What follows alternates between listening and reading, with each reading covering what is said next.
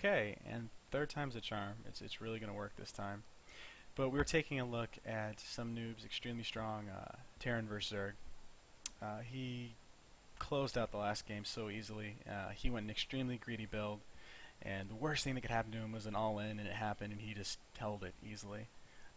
And a lot of people were saying it's not really, indicating he has a strong skill or anything. He just got lucky holding an all-in and had the scout. But we're going to look at a little bit more of a standard game. So we'll go ahead and jump right into that. Okay, fast forward a little bit. We have just the 1 Rax Fax expand. So we had the barracks out first.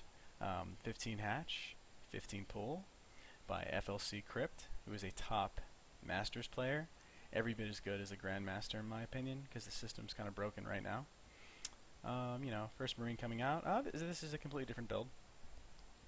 This one, he can't wall, so he almost had to take that early barracks, or it'd be suicide.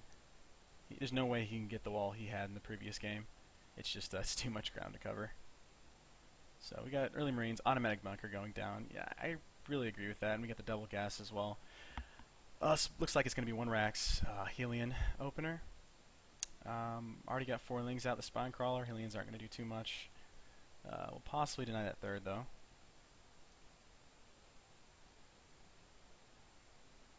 Awkward Overlord placement. He can't see gas timings. He can't see if it was a 2 Rax. He can't really see anything, which I'm not really a big fan of. You really should know what your opponent's doing. Now he's going to send a Ling. It's going to get denied, so he knows nothing. Could be 2 port right now, which is becoming pretty popular. Alright, going to start the wall. It's a good idea. I mean, you have the you're going to be building the depots anyway. They need to be somewhere useful, so they're more than just supply depots. That's what the good players are going to do. I've seen a little bit better for SimCity. We start down here, and he's doing it. Go up and then over. Less ground to cover. Makes it a little awkward. Almost entices an engagement. They run in and then realize you have perfect SimCity, and they take some losses. Double the engineering bay, going to capitalize on this excess of gas. We have the first few Helions are about to come out. And as you see, this is going to be delayed on the Helions, whereas the other one, he had really good balance between aggressive and macro. This one is completely safe. And the drawback is those Helions are going to be out to the 7-minute mark. And nothing's going to happen. The Queen and the Spine will clean that up easily. The thing he can do, though, is he can go for 6 Helions. And he stopped at 4 last time. He can go for the 6, keep them alive, and then it makes for a really, really, really strong timing attack on the 3rd. But keeping them alive is the most important thing. He could possibly follow this up with Cloak She, or just regular Banshee. Be a little bit more standard. But now we're going to go into Marine tank production. Probably better overall. He could go Roaches, which Banshees are useful, but they're not going to kill anything that fast. They're more annoying. And at this level, he's not going to overreact and build a ton of Spines or a ton of Spore Crawlers. So that's one thing these players have to keep in mind, is they're not, nothing they're doing is really going to surprise their opponent.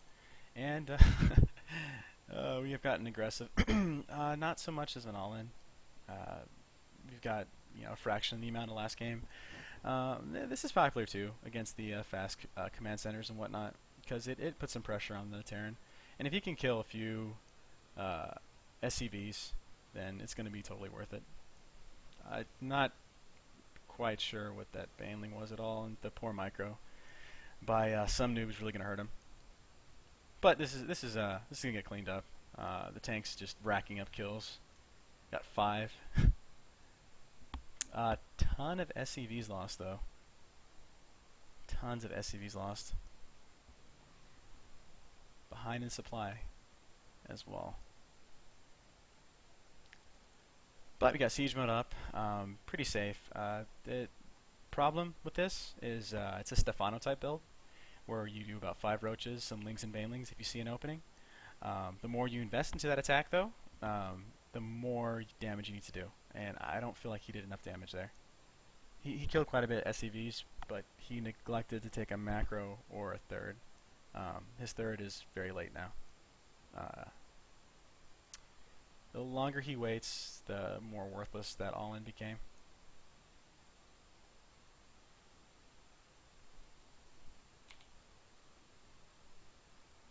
Alright, Helian's just dancing around, trying to find an opening, nothing there.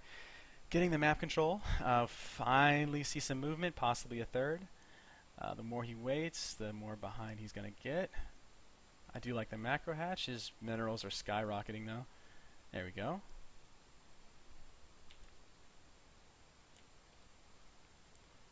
Alright. Have +1 carapace about to finish. Upgrades are paused for a little bit so that armory's done. Then he's going to jump right into 2-2. We'll have a slight upgrade advantage with the single Evo chamber. Helian's just parked. We do have good link placement. I like that. Not a lot of Zergs do that. Really important to do. You want extra credit, you're going to throw down creep and burrow, and they'll just throw absolute fits. It delays it for so long. The question, though, with all this harass, his macro is slipping quite a bit. 1,000 minerals at the 11-minute mark is not very good. Just starting his hatchery, so he's behind. And if you go to the income, that third has to be taken so quickly. Like, he's completely caught up. So that pressure he did, it just got completely negated. Completely. He's about to be behind by a lot. Because the more bases Terran gets, the easier it is for them to just drop, 4 or 5 mules at a time, and they're going to catch right back up. Easily. So, some would argue that Terran's not geared for late game. I think they are if played correctly.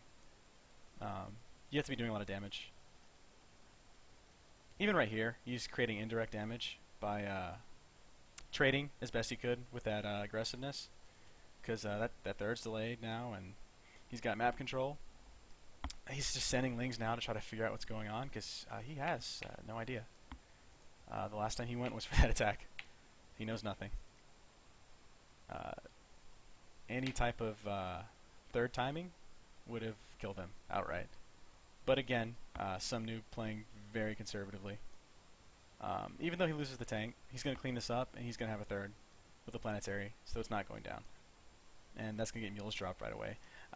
He even may possibly see another command center to help saturate one of these bases. Maybe not. Doesn't really need it. Does have a supply lead though. Is as consistent as you can be with the worker count. He's about even, and mules probably give him about another 8 to 10. So inflate that number a little bit, because the mules are going to give him. That's why his income's higher. So I'd say closer to 10. I think every mule is 6 SCVs, as long as they're alive. So.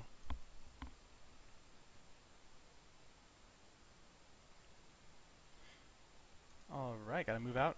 14-minute push, which, that seems very late. They could get crushed, but you know what? I'm gonna go ahead and pause it here, because this is important, especially for the newer Terrans. He knew, if we go to his vision, he knew this third timing, and he knew what the Zerg could and could not have, especially after that aggressiveness. So he just solidified a wall, upgraded, macro, and got a PF down, which is, it's not going to be takeable until the very late game, so it's very good. The Zerg now, to get any kind of advantage, is going to have to take a fourth, have to take the gold. He just had the map control, on top of having the economic advantage. Now, independently, those don't seem like a big deal, but what you have to think about is that map control and having the economic advantage, you have the game. You don't have that huge army. You can't move into a space and automatically win. But you have everything. You have everything you need. As soon as he comes out, you can get the positional advantage. And he can't come at you with any crazy tech, because he has just as many minerals, actually less than you do now. So, really important. Just without scanning, without wasting any scans, he just knows what's going on. Just by admission. Just by looking and scouting and seeing army compositions and positions, you can completely change your game. Because, if he's on 3 bases and rushing the mutas or getting a really big army, this push is going to get destroyed. But knowing the situation, knowing how to react, it's going to give him. I haven't even seen this game yet, but it's going to give him a pretty good attack, just based on what the Zerg has. Switching back over to the income, Zerg finally pulling ahead, but again, late on gas, late third, late upgrades, nowhere for him to spend it, and goodness, going for the hive again. I said in the last game, a lot of players just they want to get that hive extremely quick. I don't know why they can't support it. There's absolutely no point. If we look at the vision, he knows he has a third, so I don't understand that. He needs bases before he attacks. Always, always. And someone, please correct me if I'm wrong, but without that, extra gas, you just can't do anything. Oh, he's gonna pop the hive, maybe. Throwing in drones. Oh man, just bad engagements, bad positioning. He had the Overlord spread. He just didn't react in time because of the lack of army. And you know the funny part in this situation now, especially with this player, it's really almost a role reversal. He plays very reactive. You don't see any bunker rushes. You don't see any 1-1 timing attacks. You have this 16-minute aggression, if you want to call it that, with a handful of units. Most of his army is spread out pretty evenly, just getting positions. You don't really have a huge force, and yeah, that's the game. Again, top Masters player, so you have to keep that in mind. He's making it look so easy, and it's not flashy, but he's definitely getting the job done. Just knowing where your opponent is all the time, and especially working towards those upgrades and everything, it just makes the biggest difference. And that's just a really good game plan to have. Anyone can sit there and say, oh, I'm going to get this timing attack and I'm going to go kill him at 10 minutes or I'm losing. and it takes a lot of planning, a lot of meticulous options, a cause and effect scenario. If he does this, I'm doing this, to really plan this all out. Because especially for the newer players, I mean, just look at this. Look at these buildings. You typically should have, I think it's 3 barracks per base. 1, 2, 3. 1, 2, 3. And we have a PF. So it's like a base and a half. But then you have all these other tech structures that are going to take away from that. Which you have 1, 2, 3. And without even looking, I just knew that because of how fluid his army composition was. So just by keeping it with your macro, spending, everything, it just makes you look, I don't want to say so much better than you are, but you just have such a huge advantage. It just shows, and the longer the game goes, the bigger and bigger your army gets, and the better engagement you get. Something to think about.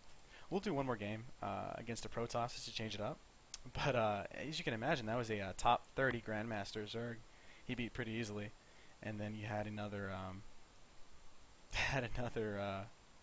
top Zerg player, so playing extremely well. I was very surprised by this player and his lack of, I guess, cheese that the Terran are known for, or aggression.